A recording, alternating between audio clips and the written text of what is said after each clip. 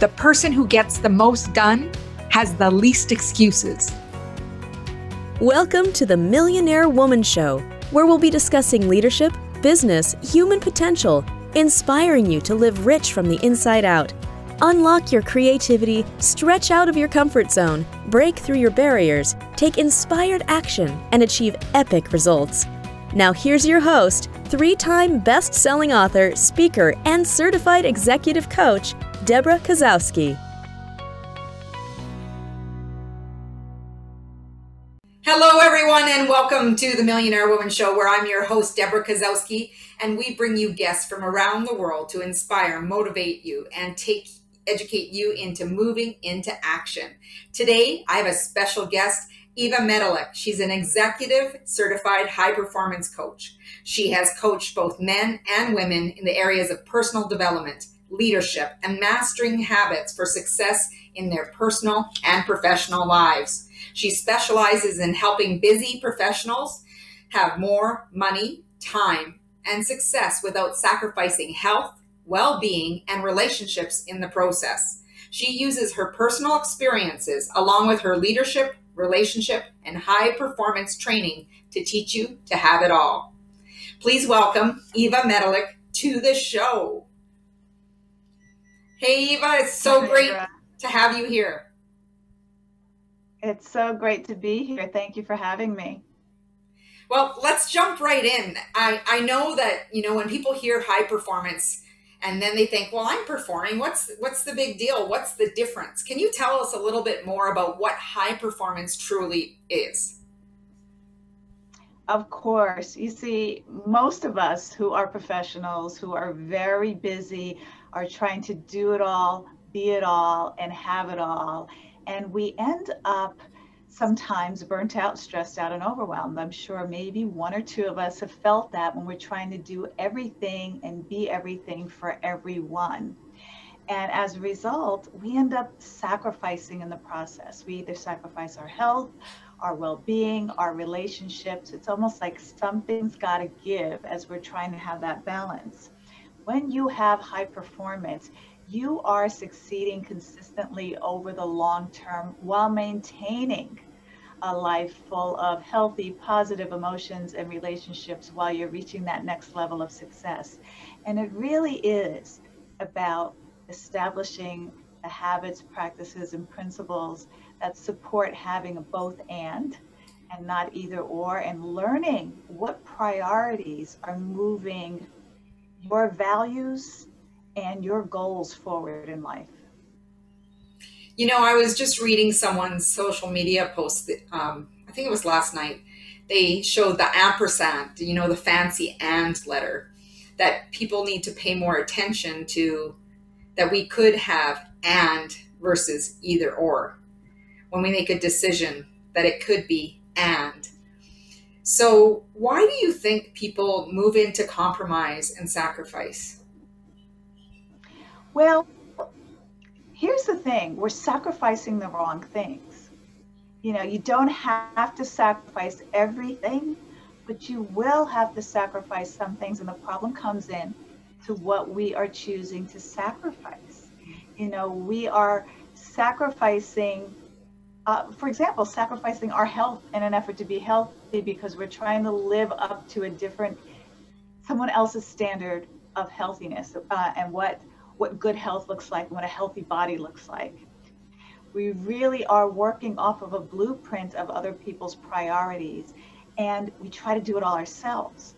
We don't reach out for help and support. We say yes to a lot of things that are really not pushing our priorities forward, when we really need to say no and create some boundaries. And saying no does not necessarily mean that you're a mean, bad person. A lot of us have a story around saying no. I was sharing a story the other day of, when I was forced to eat broccoli as a child. And if I didn't eat all of the broccoli on my plate, I couldn't watch TV, which my favorite show is I Love Lucy. And the problem was, my mother overcooked broccoli. It was mushy, it was smelly, it smelled like poop, and I found myself choking it down so that I could have the reward of watching I Love Lucy. And so saying no to eating broccoli meant punishment for me. Yeah. And so, and there's a lot of things we can relate to in our early life experience where saying no meant we were doing something wrong, we were bad, and we wouldn't get a reward. Well, when we think about our lives and how we build our businesses and how we walk through life, saying no has this connotation where we'll get punished. We won't get the promotion. We won't be thought of. People won't like us. And so we have learned to say yes to too much and saying no to ourselves and what moves our boundary, our priorities forward. And so it's not that you don't have to sacrifice.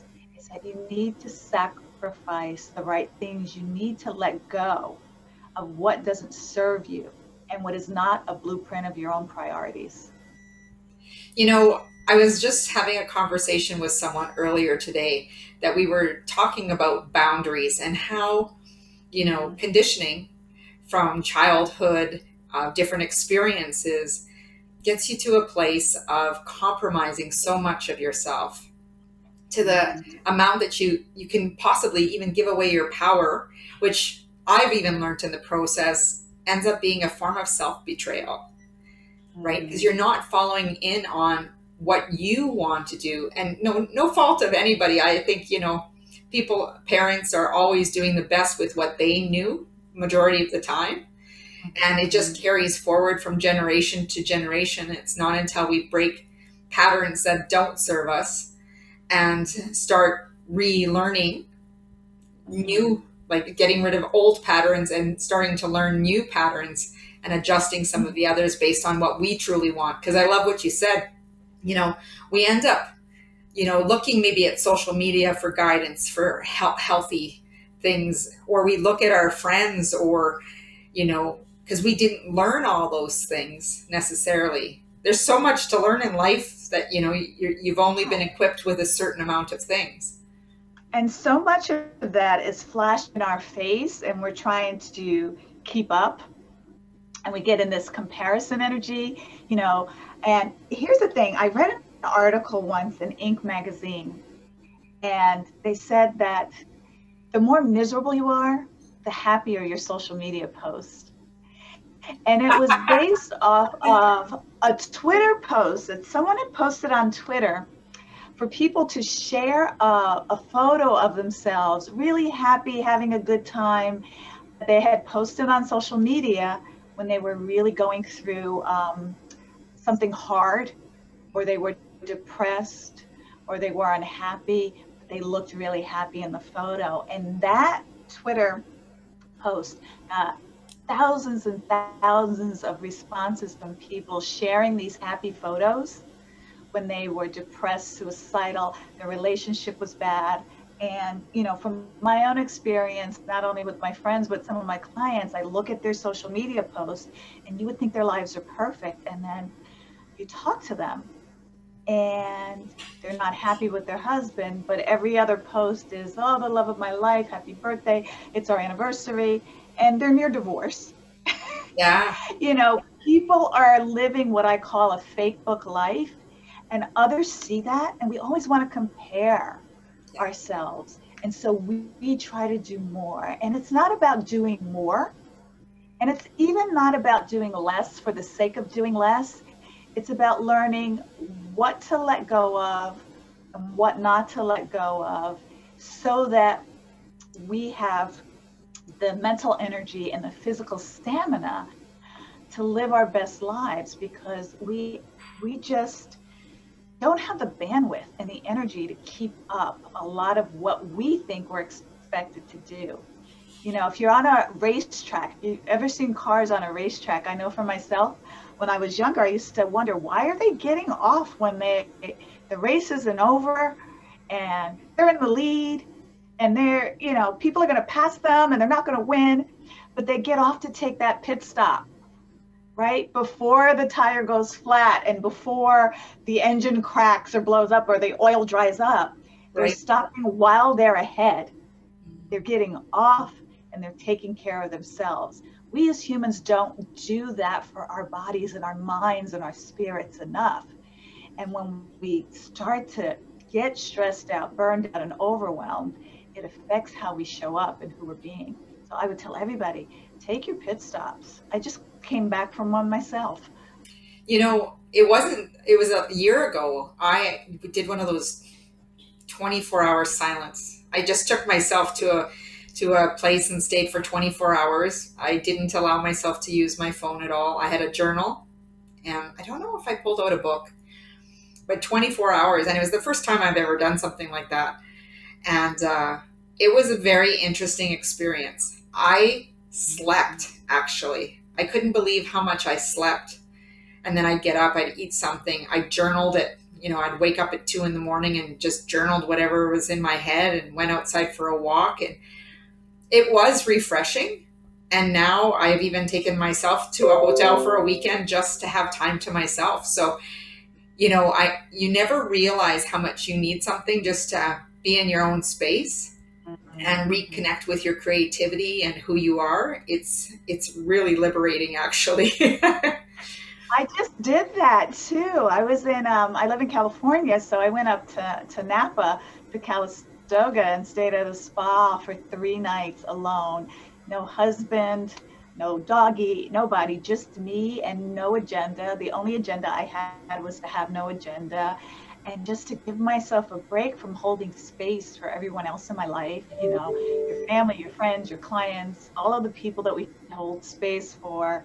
And it was really special to just be and walk around and be creative. And it allows me to be a better wife, a better mother, a better friend, a better coach to my clients, because I'm not showing up with like the weight of negative energy on my shoulders at all, that I really get to give everybody the best of me. And that's what high performance is. It really is creating habits, practices, and principles so that you can show up on your A game in every area of your life. It doesn't mean you're the CEO of a big company, or an athlete who's in peak performance.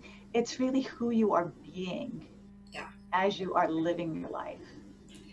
So let's talk about boundaries. I know that's an area that many people struggle with, and sometimes we don't even realize it. Right? We give away that power, or we say yes to everything, and without realizing that when we say yes to everything, we're giving away a lot of energy. And when we don't say no to the right things, that it also drains our energy. Can you speak a little bit more to that? Yeah, I would love to. It's funny, I was writing a lot about that this past weekend away. You've got to look at why you're saying no, first of all, because some people say no because they're afraid of the stretch and the growth, and be aware of what that fear is. Like, why are you saying no? And I always ask myself when I want to say no, am I saying no because I don't think I can do it? I don't trust myself, and I don't want to work that hard or stretch, and it's because of fear? Or am I saying no because it really doesn't support what I'm creating in the moment? And that's where you get to ask yourself certain questions about why you say yes and why you say no. I say yes way too much because I have what I call FOMO, fear of missing out. And I can trace it back to my childhood, exactly when it started. It's fun. It's like one of those memories that stay in my mind, that I'm afraid I'm going to miss out on an opportunity if I don't say yes. Or what if I meet somebody amazing if I don't say yes? And that caused a lot of burnout in my life, and a lot of stress, frustration, and overwhelm, to the point where I wasn't being the best person I could be in my relationship. And at one point, I discovered my husband's infidelity. Now, I share that with you because I got to take responsibility for who I was being in that relationship that played a part in the breakdown of our relationship. But I will just say to your listeners and anybody watching that we did break through that, and we now have learned how be the best version of ourselves for each other. And so that's where the boundaries come in. My relationship is important. Who I am being when I'm in relationship is important. So there are certain things that, even though my FOMO comes up and my yes comes up, my priority is here. And if it doesn't support where my priorities are, I'll say no.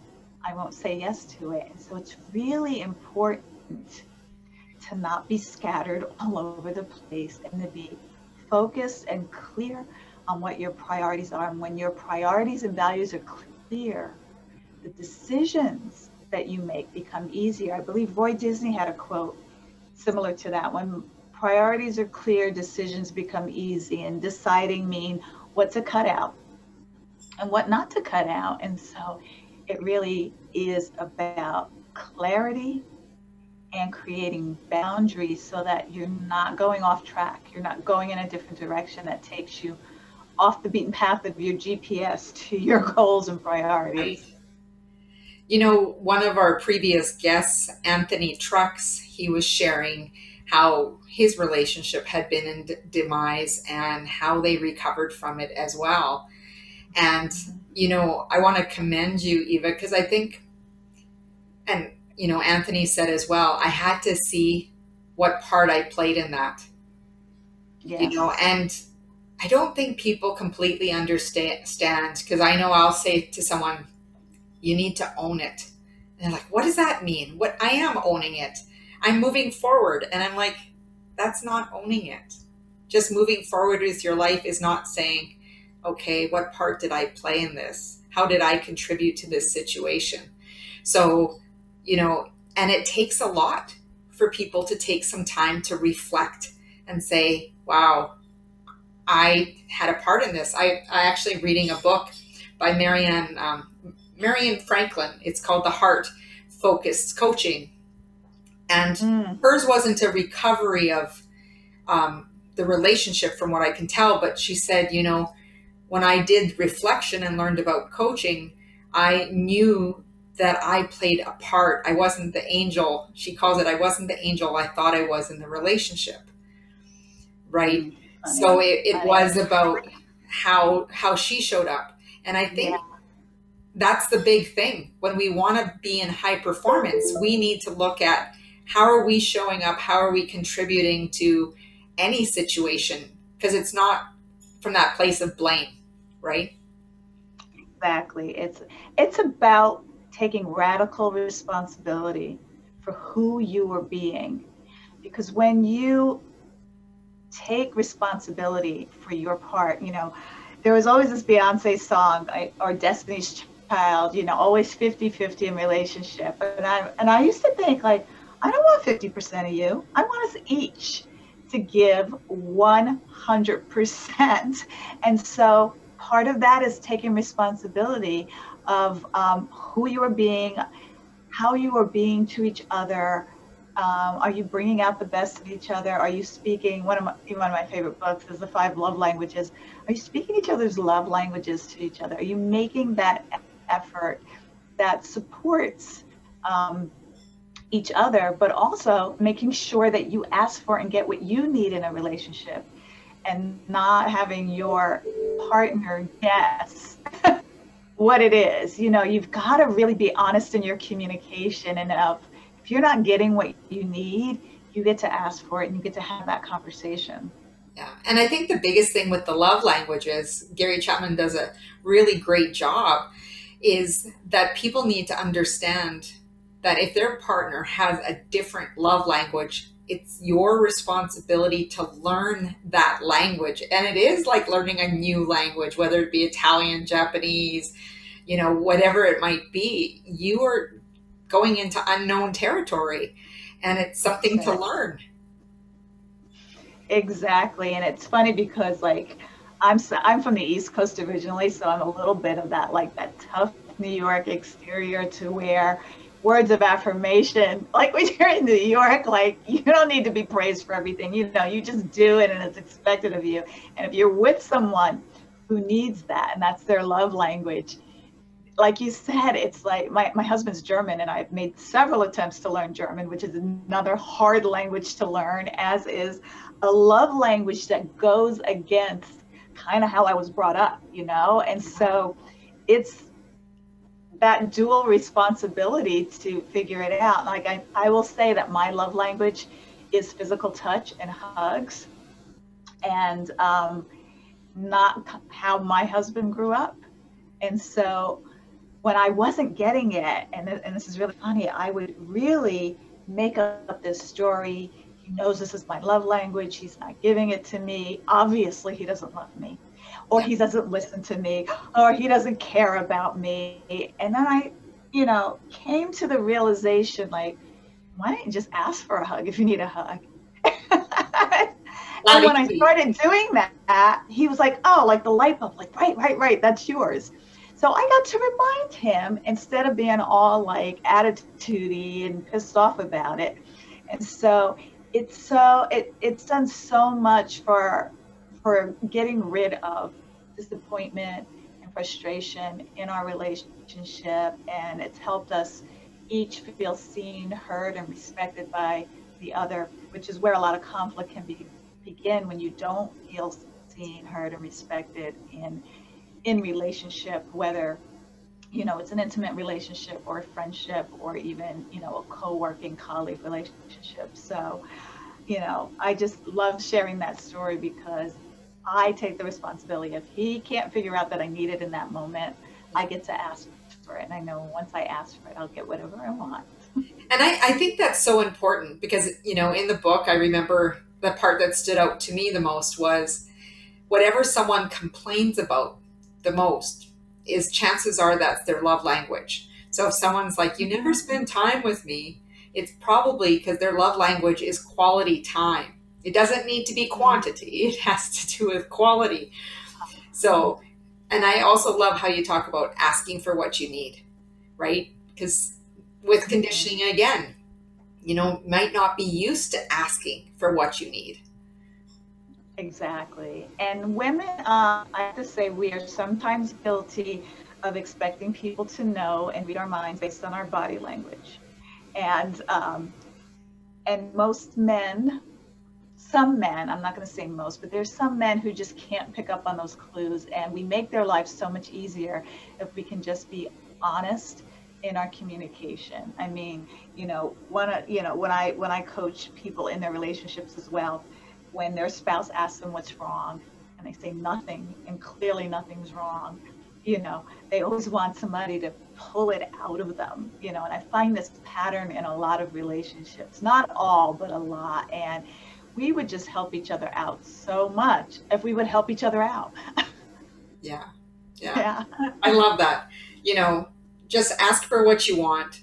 Now, how can a person achieve success without a lot of sacrifice? I would say you are going to have to sacrifice some things, but you have to sacrifice, making poor choices, making bad decisions, making things that are not moving your priorities forward. And don't sacrifice what's important to you. Don't sacrifice your family. I mean, I hear a lot of executives are working all these long hours and working hard for their family, but not spending any time with their family. I used to see whole families on vacation waiting for the husband to come just for the dad to come just for the weekend, or the husband to come just for the weekend, because they were so busy working, I guess, to pay for that vacation or whatever it was. So, I think the misunderstanding happens when we talk about work-life balance. Mm-hmm. And most people will have an idea in their mind that balance needs to be equal. And it's not. Yeah. It's not equal. Balance is really where you spend your attention on when you need it. And that's where agreements come in your relationships. For example, there may be a project that has a deadline, and you will have to burn the midnight oil, so to speak, to get the project done. Like, I wouldn't just do that without letting my family know this is what I need to do, but it's only for 3 days, and I could use the support of helping with dinner and walking the dog and all things like that while I work on this. And then there are times when there's times just for my family and my clients and my coworkers need to know that, no, I'm not making appointments on this day because it's it's somebody's birthday, or we're going away and it's just going to be us. So it really is, balance is going to look unequal, and that's how balance looks. It's always going to be moving around. And once we realize that we're not spending the same amount of time with our family that we're spending in our business, but sometimes one will get more of our time than others, or even on ourselves, then it takes the pressure off of us of trying to make it all work. And it helps us really ask for support when we need it, because that's where the key is. We always think we have to do it all, and we don't. And we teach people how to treat us. And by not saying no and setting those boundaries, that's when things keep coming. But also when you're able to say no and you put those limits in, or express, you will not treat me this way, or this is the time I have for you, or can we make an appointment next week versus this week because I have things that are competing priority. Exactly. We teach people how to treat us. And there's something when I think about the CEO or the executive or, the business owner who cannot leave for, 3 to 5 days. There's got to be something wrong with the system. There's got to be something that, that trust factor too, depending on what it is. It might be a short-term project, but honestly, I think that if you couldn't step away for a few days and have it being able to run itself, it's missing something. Whether it be teaching resources. Leadership. Yeah, the leadership portion, right? Because it shouldn't be about sacrificing those relationships to the end. And and we do hear such stories that didn't need to happen when, somebody is actually home for supper once in a while, right? Yeah, we all have the same 24 hours in a day. And, how we spend our time and our energy and our efforts is a direct reflection of our priorities. And so, I used to be like that. When I was a single mom raising 2 daughters, I was so afraid of not being the best employee to keep my job at that time. But once my daughter youngest daughter had a really serious illness, and my priorities really shifted. And once I shifted my priorities, nothing would get in the way of the time spent with my girls. I found that I had greater job security because I was happier. I was less stressed out. I had set my priorities and boundaries. It doesn't mean that I wasn't a good employee. I was an excellent employee, but I took that pressure and that fear out and set my boundaries and priorities, and people respected it. You've got to trust people to respect your boundaries. I think we think we're indispensable and the business can't thrive without us. But if we could delegate, get support, make a clear stand on what our priorities are and set some boundaries around that, you'll find a lot of people will respect that. Just recently I set a boundary, and I was even questioning, I should just let it go. What's the big deal? Because I was receiving so much resistance. And I could hear this little voice in my head saying, no, you set a boundary, just leave it. Be the last person to speak, and it was amazing. I just told myself, keep quiet. And it was actually successful in the fact that, I could honor myself without feeling like I compromised myself because of the resistance. Right. And it was interesting because I could hear this little voice inside me saying, no, just leave it. Don't say anything. You've set a boundary. Don't go back on it. And I think that can be very challenging for people. I heard someone today speaking. My coach, Brendan Burchard, has this growth day, and he had a speaker today Gloria Atamo, I believe her last name is, and she said something that I was like, I am so stealing that.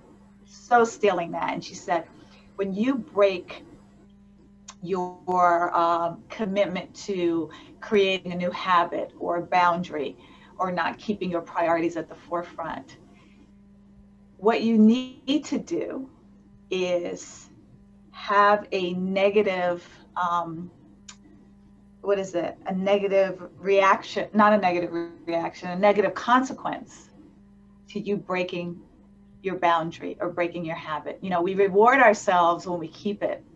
Right. So you need to have a negative consequence when you break it. And I'm like, oh, that's good. Like if she broke something, maybe with her diet or something, she wouldn't have coffee for a week, and she needs her coffee.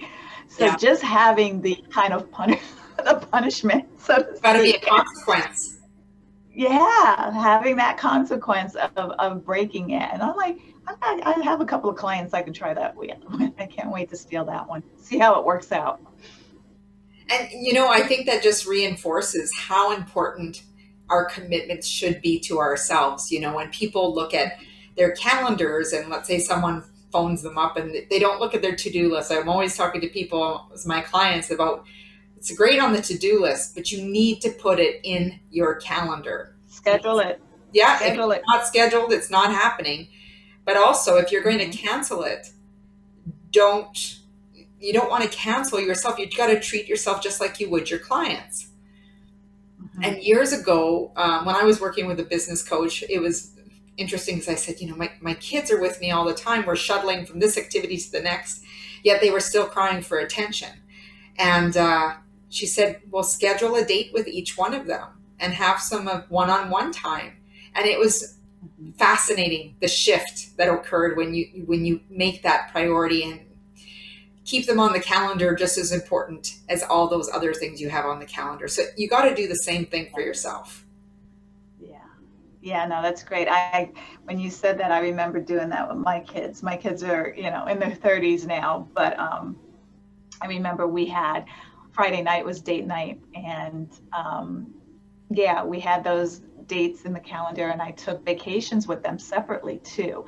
You know, at a certain age, they got a trip with mommy anywhere in the world they wanted to go, so that they could have that one-on-one time with me. Because as a single mom, I was stretched a bit. I mean, their dad was a part of their lives, but not that much part of their lives after the divorce. And so yeah, you really have to schedule it. I've got my online calendar, I've got my paper calendar, I've got, you know, my Acuity scheduling, and I've got my Google Calendar. And every night, and this is a high performance habit for sure, every night I review what's on the calendar for the next day, but I also make sure that I put in little breaks for myself. Like you said, you've got to schedule time for yourself. I put in my pit stops, 15 minutes to get up, move. I've got a mini trampoline downstairs. Sometimes I need some energy, so I move around. Or I'll have a 5 or 10 minute quick little Zen meditation break, get some water, chase the dog, say hi to the hubs. But always, it's never back to back to back, because I want my next appointment, next client, next task, I should say, to get the best of me, not what's left over. And so I schedule that in. And so my calendar is in 15-minute increments. And I won't do a back-to-back. I won't squeeze anybody in. There are exceptions here and there, of course. Yeah. But as a general rule, I am in integrity and in congruence with what I teach my clients to do, so that they end the day with as much energy as you started the day. And really what it comes down to is building in habits that are going to lead to your success and not compromising your values. More than anything, because those values, when you compromise them, you feel it. Yeah, you hit the nail right on the head. It really is being committed, being congruent, challenging yourself, but also creating the habits that support your priorities and values, and saying no to anything that doesn't.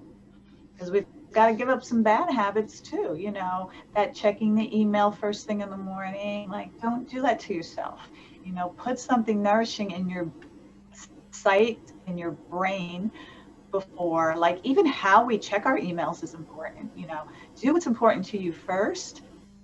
Take a break, you know, don't spend more than a certain amount of time on it, set some timers, and then go back and tend to everybody else's needs and priorities in your inbox. You know, really put your oxygen mask on first when it comes to your priorities and values. Yeah. I've heard people say body before business. So they always make sure that they work out or do something for their body before business. I've heard core before coffee. I've heard people reading the Bible before they start their day. They'll take a form of scripture or a motivational video, you know, to really set their day for success. And I think people take it for granted. So why are most people underperforming? Most people I have noticed are underperforming for one of three reasons. Fear, you know, and being aware of what your fear is important. They're fearing the process might be too hard, the outcome might not be what they expect, or they may lose something in the process. You know, I've had some clients who actually feared being successful because they feared it would pull them away from their family. You know, it's like new level, new devil kind of thing. And so they unconsciously keep themselves at a certain level because it's comfortable. They've gotten used to it. The family is used to it. What if they lose something in the process? Some women may have some fear of being more successful than their husbands, and what will that do to the relationship?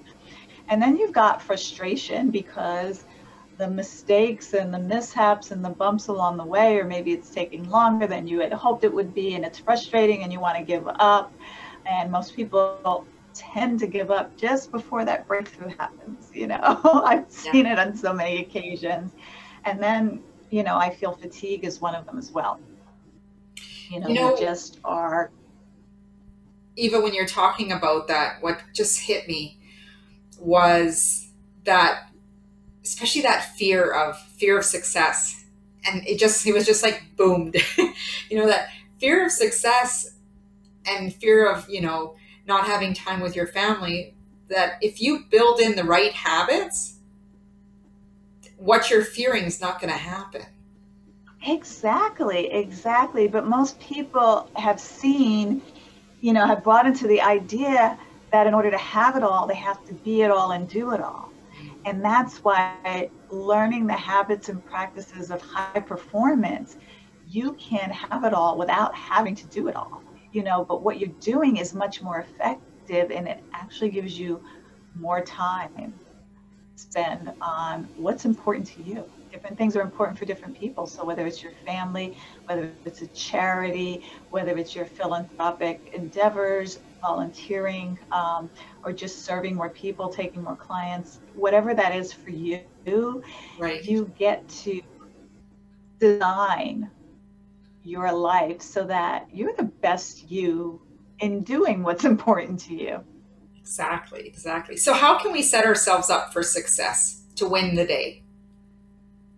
Well, I love what you said about the morning routine. You know, how you do one thing is how you do everything. And so it's really, really important to have a morning routine that sets you up to win the day. So there's also planning the day. Don't let your day run you. You've got to run your day with what is where. And we already talked about that as well. Planning it, scheduling it, and also the transitions, the breaks. There's not only breaks to re-energize your mental energy and your physical stamina, but this transitions from, you know, being in work mode and on the computer to being with your family or with your friends. And so give yourself time to, I like to say, transition the energy. Right. One task to the other, because I'll have tasks where I'm just doing emails and responding to emails. I'm also helping my elderly dad, so that takes a certain amount of energy that I've got to prepare for, breathe through, and then get him on the phone with his 88-year-old forgetful self and run through those things. And then I don't want to take that same energy of daddy frustration with love to my clients. So I've got to allow myself to, get rid of that energy of being the good daughter and get into the empowered energy of being a powerful, successful coach. And so allow yourself transitions based on how your day is scheduled and planned that you have control of. And so that's how you can really set yourself up to win the day.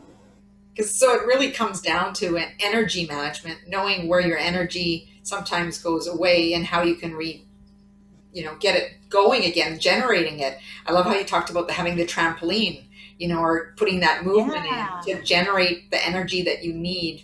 Often comes with movement. Yes, and that's what a power plant does. It generates energy. But I want to make one distinction here is that you really want to, like a pit stop, generate more power and energy before you're completely depleted. So that's what the pit stops do. That's what the transitions do. We are, programmed to wait till we're tired to rest. Yeah, hi, I'm tired. I got to take a rest. I'm stressed out. I got to stop. What a high performance life will help you do is to set yourself up not to get tired and not to be stressed, because you're always taking the breaks and the transitions to replenish before you poop out on the track and run out of gas. It's like eating breakfast and not eating again until the day is over. No, you've got to have little generating funny energy in there before you get tired. And then you find yourself, hey, I'm performing well today. That's high performance. I didn't get tired. I didn't get cranky. I didn't snap at anybody. I wasn't hangry. You never want to talk to a hangry person. I felt good and I gave my best. And that's where you can really say, you know what, I won the day. The day didn't rule over me. And that's so important. When you feel like you're in control of the results that you have, it's so empowering, right? Because you see the progress, you see the momentum, and you can feel it in your body. And that's truly that state of flow or being in the zone that we hear about. Yeah. And I love the fact that when, I shut down my computer for the night, I'm not going to spend time with my husband like that. It's like, okay, what's for dinner? Yeah. This is what I'm making. Especially with COVID, we're getting creative in the kitchen. So I told him he has to buy me a bigger house with a bigger kitchen because there's too many of us in here now. But it really is, and I just think about the time when I used to come home and just be exhausted and cranky and make me a drink and like, who wants to be in that energy space all the time? I want people to enjoy being around me. And I realized during that time we spoke about earlier when my relationship nearly went kaput that, gosh, I didn't want to be around me either like that. Very true. Very true. So we're almost at the end here. I want to know, what book has influenced your life? I have to say, the one that had one of the biggest impacts on me was Rich Dad, Poor Dad. Yeah. Rich Dad, Poor Dad really set me up to live a life where I work because I choose to, and I get to do what I love, because I learned financial education that I never learned in school, and how to do that. And then it's funny because I do a monthly newsletter called What's Eva Reading? Yeah, that's cool. And I just kind of set it up. When I was away, I was reading Badass Habits by Jen Sincero, and I love all of the badass books. So they've been powerful. And of course, High Performance Habits by Brendon Burchard really set me on the path of how to set my day up to win, so that I feel good, everybody around me feels good, we're productive, we're effective, we're getting things done, we're moving my priorities forward, and I'm going in the right direction. That's awesome. And leading truly by example. Yes. So what does it mean to you to live rich from the inside out?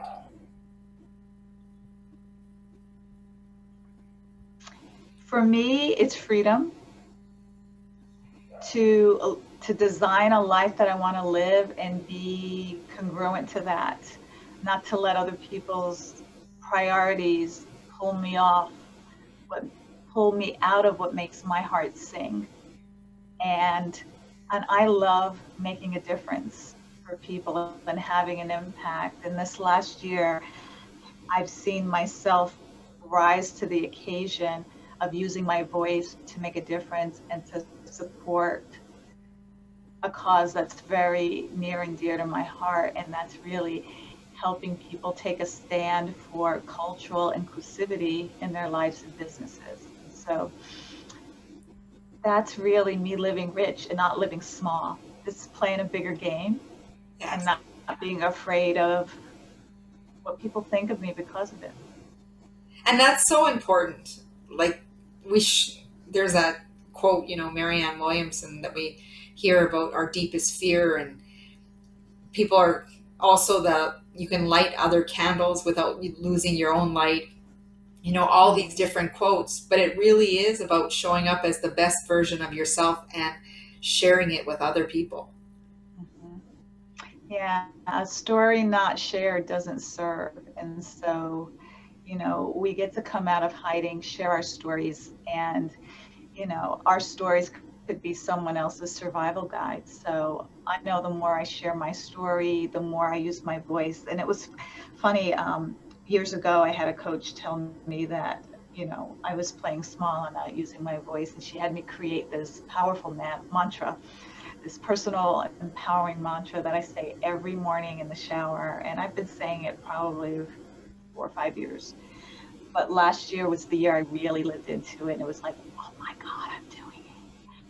And it's, it's ramped up to that level, but it's like, wow, people are looking to me as a role model and as a guide to walk through these difficult conversations in their relationships and around difficult subjects. And it's like, wow, I can make a difference. And it was just a powerful awareness that I came to notice about myself and the journey that it took for me to get there, and the coaches and mentors that helped me along the way. So it's been really powerful.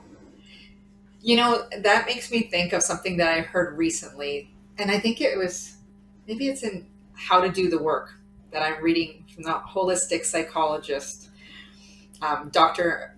Nicola LaPera. And it was a reminder that wherever you are, you're exactly where you need to be, and to trust that where you're heading, like as you said it in the shower in the nighttime, that as you focus on where you're going, eventually you will get there with the right habits in place. Yeah. What you focus on grows. Yep. Yeah. So Eva, how can people stay in touch? It's really, really difficult. You just go to talkwitheva.com. That's awesome. I love it. And are you on social media platforms? I'll get it all in the show notes. Yes, I am on Instagram. I'm on Facebook, Eva Medilek. Not really hard to find. Excellent. Talk with Eva. I love it. Just talkwitheva.com. I love talking with people. I love connecting with people, and I love showing them a path, like that GPS to where they want to go, and helping them get clear on what that destination is for them as well. Well, thank you so much for joining us on the show. It's been such a pleasure. You've brought such wisdom and sharing your story as well. I want to commend you and acknowledge that, sometimes those stories and being vulnerable can be challenging for us to share. But like you said, it could be someone's survival guide. So thank you so much for stepping up to use that story to serve. Thank you for having me. It's been my pleasure. Thank you, everyone, for joining us here on the Millionaire Woman Show. You can also go over to debrakasowski.com, get your free download of 3-part mini course of making habits stick, so you can put some focus and consistency into your game and getting the results that you want. As well, go rate, review, hit the bell, subscribe if you're watching us here on YouTube, and drop a comment, take a picture that you're listening to this podcast wherever you are in the world, and tag us, and we'll share it in our stories so that we can ensure that more people are listening to high performance habits and the other content here on the Millionaire Woman Show. As Muhammad Gandhi said, be the change you wish to see in the world.